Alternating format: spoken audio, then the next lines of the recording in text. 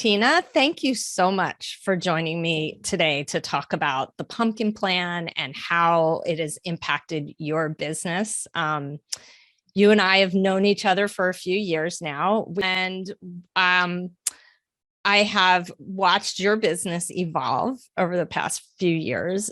So I think it would be great if we could just start by give us an idea of what kind of business you have and what your business looked like before you ran into the pumpkin plan, before you learned about the pumpkin plan. Yeah, so I have a marketing agency, small, and right now we focus on just building websites and some of the integrations that happen around that, which can include things like email automations and all of those pieces. Before the pumpkin plan, though, I did everything. We would run ads, we would do social media, we had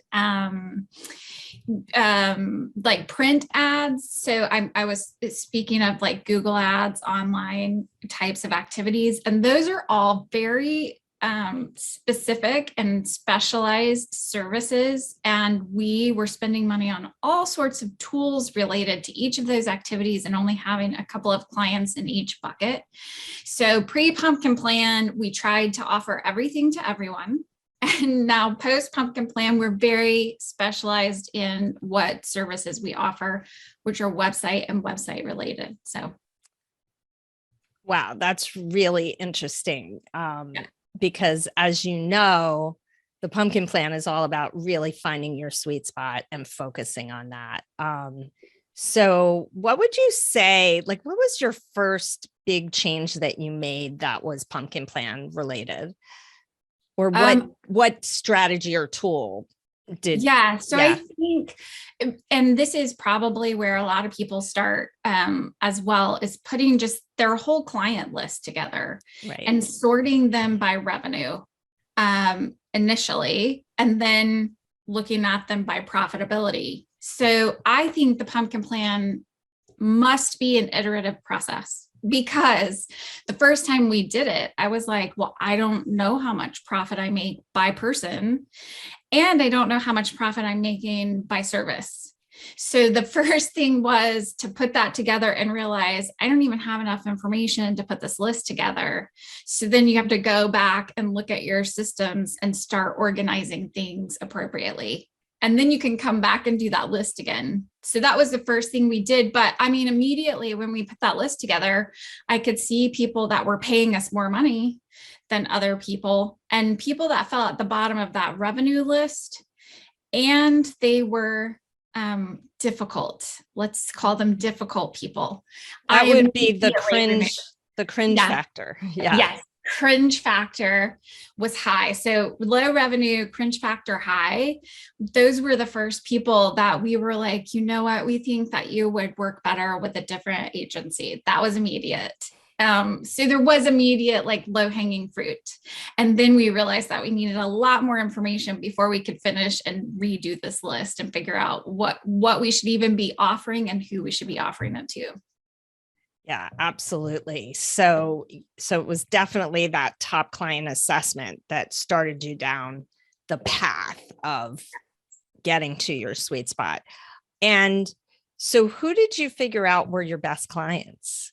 Like, is there a category? Did you find a niche that really resonated with your business?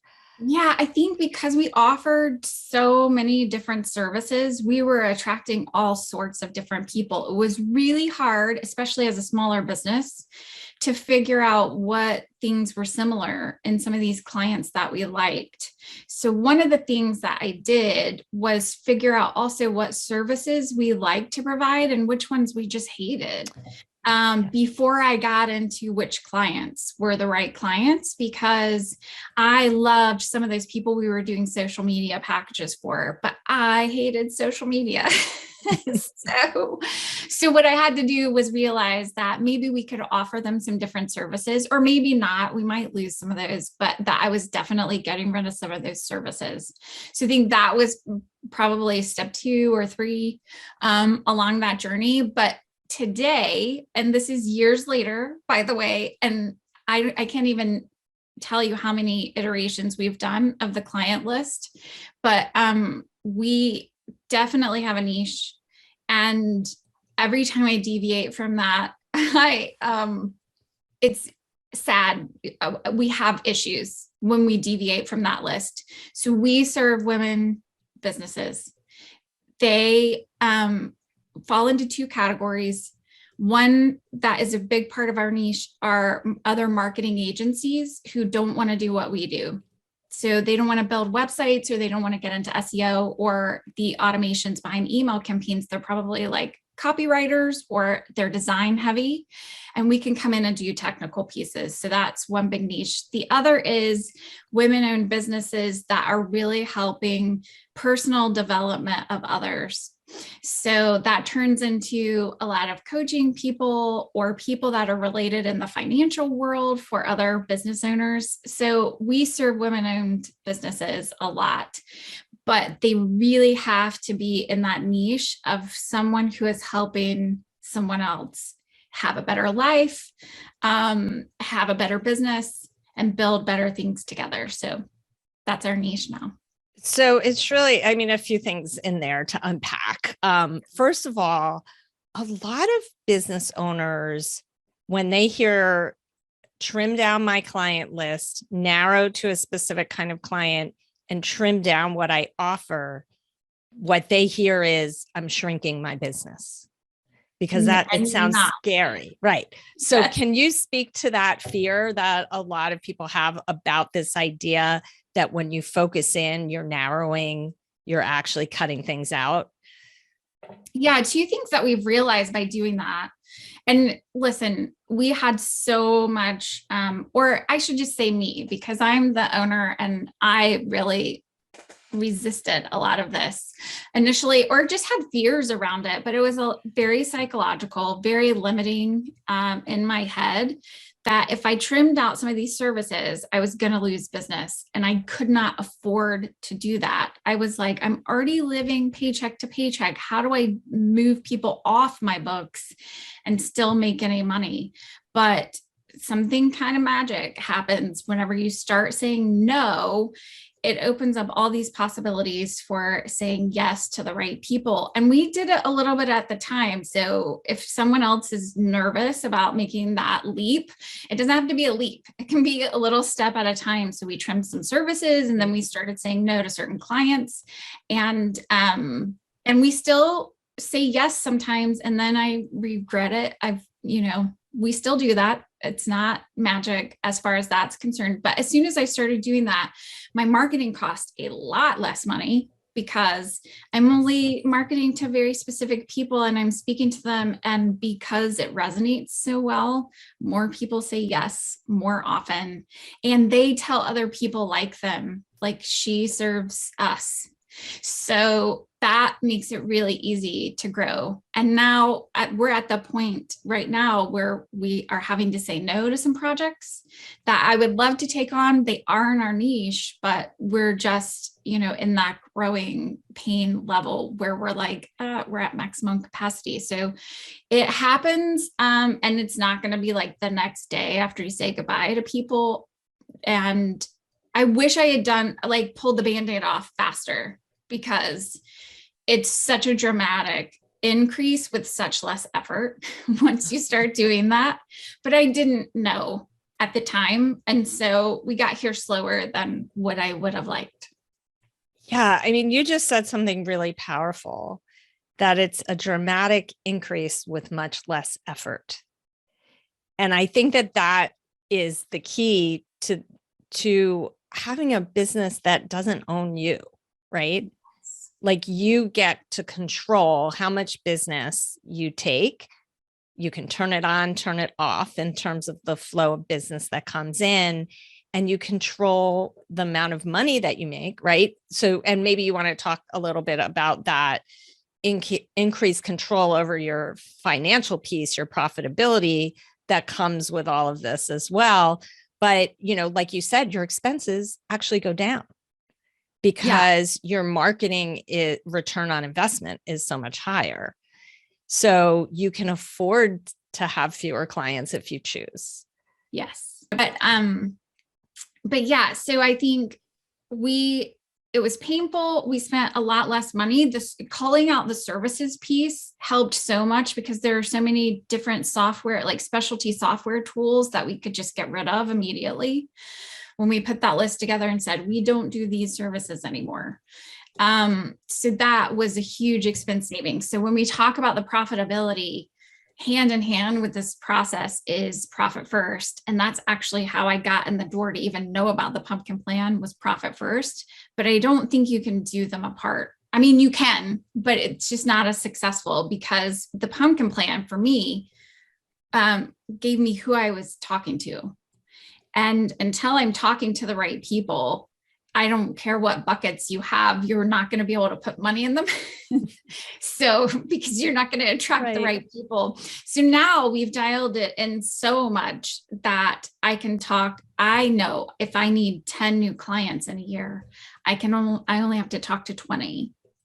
So if I think about that in terms of like used to Google spend, social media ad spend, other people are doing like billboards and mailer campaigns and whatever. But if I'm only sending out 20 things in the mail or talking to 20 people on YouTube videos, I don't need 100,000 followers. I need 20. Just have 20 of the right. 20. Yeah. 20 of the right followers, right? Right.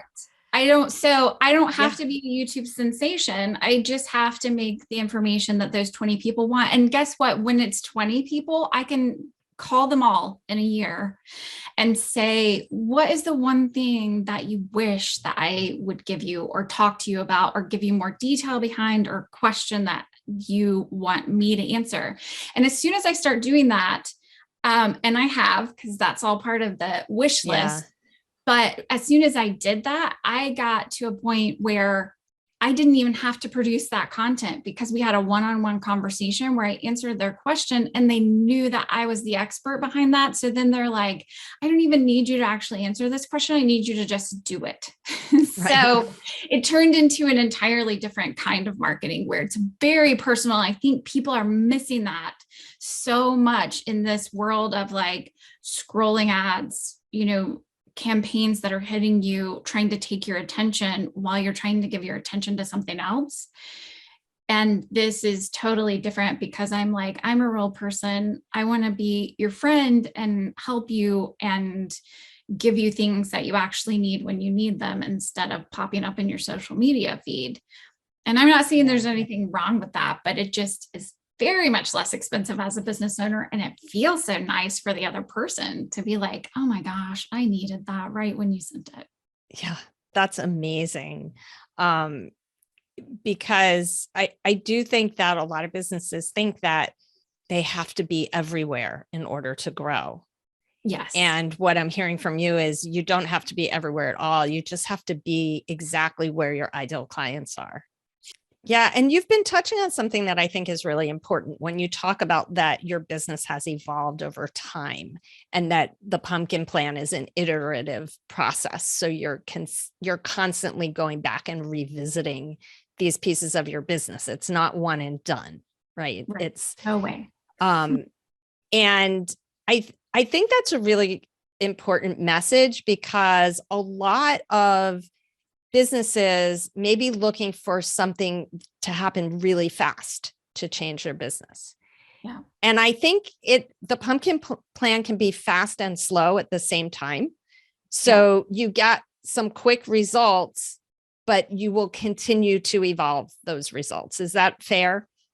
Yeah, that is exactly what I was thinking when you were saying this. 100% it's iterative, but it shouldn't turn anyone off from doing the first step, because like I said, that low hanging fruit was, hey, I have low revenue, high cringe factor people that need to get out of my business right now. And that was immediate results that made me happier and more profitable at the same time, because I was really losing money with those people.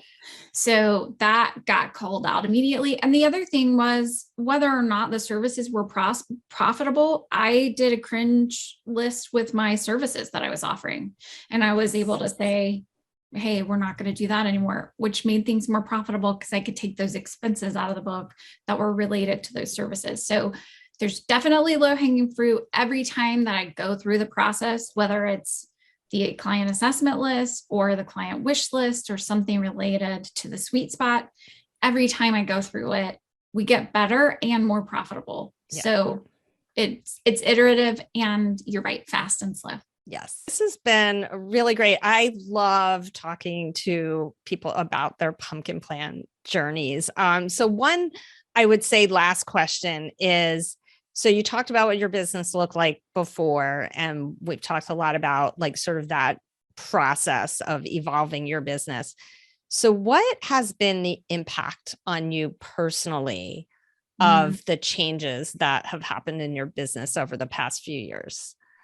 Huge. And this is why it goes so hand in hand with the financial piece of it, because I felt like as a business owner, you work so hard, and I felt like I was working so hard and not getting the results that I knew we were capable of, because we have a really good business, great services, and it just felt like such a struggle to get anywhere with it.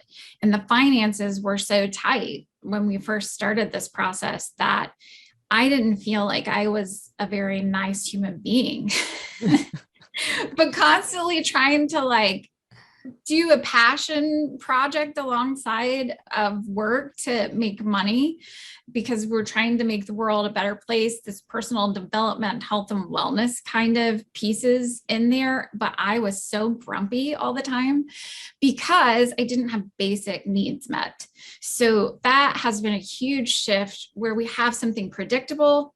It's services that we like to offer, and it's people that we like working with. Those three things coming together make me a nicer human being. And also, I have money that I can go buy a house with or do other vacation with my family. I can take a week off. So all of these things start to come together and make just a better world for me while I'm pursuing a passion to help other people make their lives better. And so that starts to look a whole lot more like we have a vision and purpose versus I'm fighting for my life here to maybe hope that someone's life gets better. Meanwhile, I'm mean to everyone behind the scenes. So that feels really yucky. Now I feel a lot better. Well, I love that. So basically the pumpkin plan will make you a nicer person. It will. Absolutely. Can we claim that? Do you think? We can. I think we can because of serving the right people that don't cause you to cringe every time that your phone rings or you see an email from them. With those two things alone, the pumpkin plan will make you a nicer person. I think that's the perfect way to end this interview. Yeah.